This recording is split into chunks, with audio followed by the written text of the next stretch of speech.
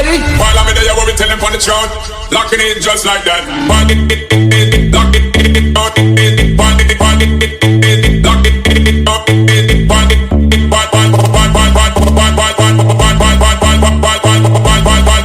it just like that.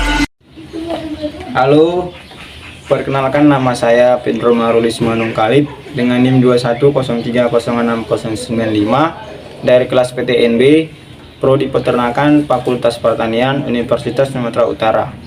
Saya akan melakukan praktikum biokimia dengan dosen pengampu Ibu Tati Vidianasari SPT MP.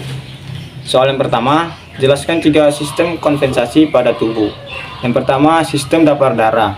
Larutan dapar atau larutan penyangga adalah larutan yang mengandung campuran asam lemah dan basa konjugatnya atau sebaliknya.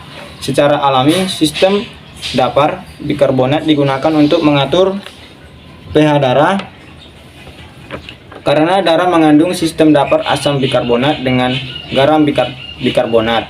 Untuk mempertahankan pH darah tetap normal 7,4 diperlukan perbandingan kadar garam bikarbonat banding garam bikarbonat sama dengan 20:1. Yang kedua, sistem respirasi. Proses respirasi yaitu tubuh menggunakan oksigen untuk menyingkirkan karbon dioksida serta uap air. Melibatkan yang pertama, masuknya O2 dan pelepasan CO2 di alveoli. Yang kedua, transportasi O2 dari alveoli ke jaringan. Yang ketiga, transportasi CO2 dari jaringan ke alveoli ditentukan oleh difusi darah sampai tekanan parsial gas dalam udara, pernapasan atau VO2 dan VCO2.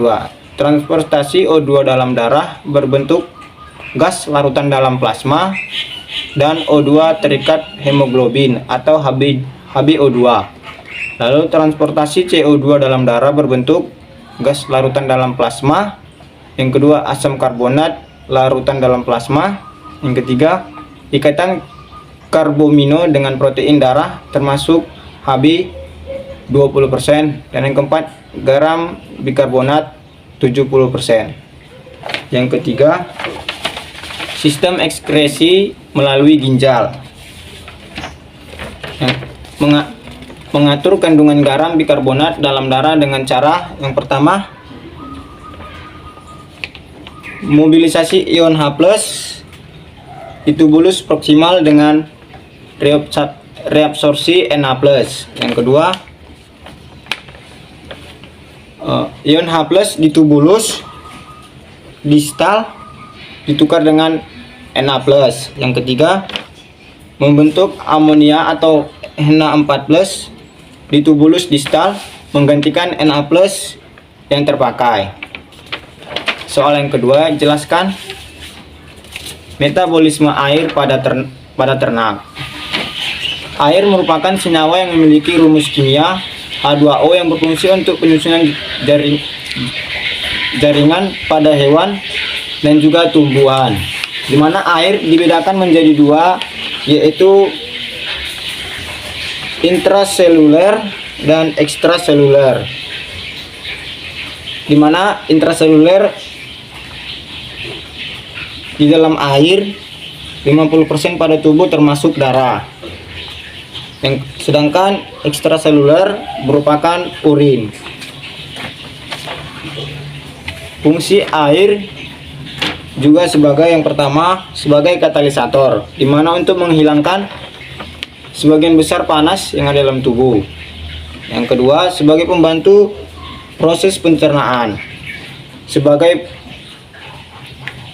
seperti pada pembentukan enzim yang dihidrolisis yaitu sukrosa. Yang ketiga, air sebagai pelumas bagi tulang, di mana untuk mengurangi gesekan antar tulang. Yang ketiga, membantu pertukaran gas pada alveoli dan pada alveoli pada paru-paru. Yang terakhir, sebagai pengangkut zat makanan, bahan makanan ke dalam sel dan keluar sel. Soal yang ketiga, jelaskan sumber air pada tubuh ternak. Yang pertama, air minum. Dengan memberikan minum pada ternak sehari sekali apabila ternak merasa kehausan. Yang kedua, air yang terkandung pada makanan, di mana air mengandung pada bahan makanan atau konsentrat.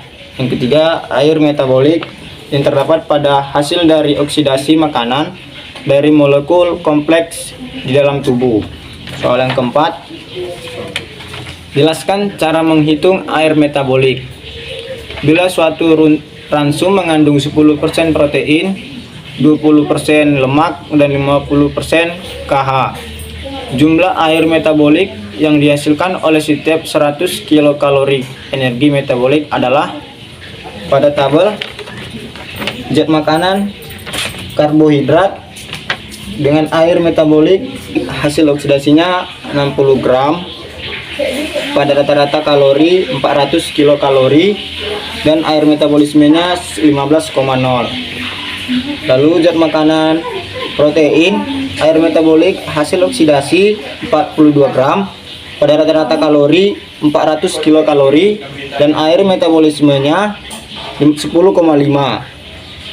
Lalu zat makanan lemak, air metabolik hasil oksidasinya 100 gram, pada rata-rata kalori 900 kilokalori, air metabolismenya 11,1. Air metabolik dari 100 gram ransum adalah 10 gram protein kali 4 sama dengan 40 kilokalori, 20 gram lemak kali 9 sama dengan 180 kalori, 55 gram karbohidrat sama dengan 220 kilokalori. Jika dijumlahkan 400 kilokalori. Jadi jika 40 kilokalori itu dapat menghasilkan 40 dikali dengan air metabolik per 100 kilokalori energi metabolis yang berasal dari protein sebesar 10,5 dibagi 100 untuk mendapatkan 1 kilokalori, jadinya 40 dikali 0,105, hasilnya 4,2 gram air metabolik. Selanjutnya 180 kilokalori pada lemak itu menghasilkan 180 dikali dengan air metabolik per 100 kilokalori energi metabolis pada lemak sebesar 11,1, yang dimana itu dibagi menjadi 100 untuk mendapatkan 1 kilokalori, jadi 180 dikali 0,111, hasilnya 19,98 metabolik.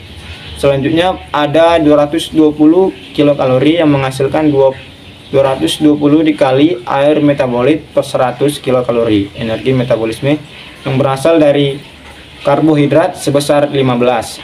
Ini dibagi 100 untuk mendapatkan 1 kilokalori, sehingga didapat 220 kilokalori dikali 0,150 menghasilkan 33 gram air metabolik. Metabolik semuanya dijumlahkan menjadi 57 air metabolik. Jadi bila energi ransum 1 kilokalori, maka air metabolik yang dihasilkan adalah 57 gram. Soal yang kelima,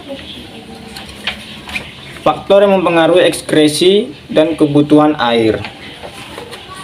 Yang pertama, hilangnya air melalui kulit atau keluarnya keringat pada mamalia. Melepaskan panan untuk mengatur temperatur tubuh, di mana air yang hilang melalui kulit akan meningkat dengan meningkatnya aktivitas tubuh dan temperatur lingkungan. Yang kedua, hilangnya air melalui ginjal yang keluar sebagai urin. Hasil ini sangat dipengaruhi oleh banyak faktor seperti pakan yang kadar protein dan mineral yang tinggi akan meningkatkan hilang air melalui urin. Di samping itu, meningkatkan mineral natrium dalam tubuh akan banyak air yang diabsorpsi sehingga menimbulkan abdomen pada otak dan asites. Hasil akhir dari metabolisme protein adalah urea yang akan menjadi racun bagi seluruh kencing. Untuk mengencerkan diperlukan air sampai konsentrasi yang tidak berbahaya. Yang ketiga, hilangnya air melalui pernapasan atau pada unggas sebesar 40%. Yang keempat, sebagai salur pencernaan, bentuk pakan dan susunan pakan memiliki pengaruh. Contoh, pakan yang sifatnya pencahar yang menyebabkan air banyak keluar bersama feses. Ekskresi kotoran sapi lebih basah dari kambing. Sekian yang dapat saya sampaikan. Di atas salah mohon maaf. Terima kasih.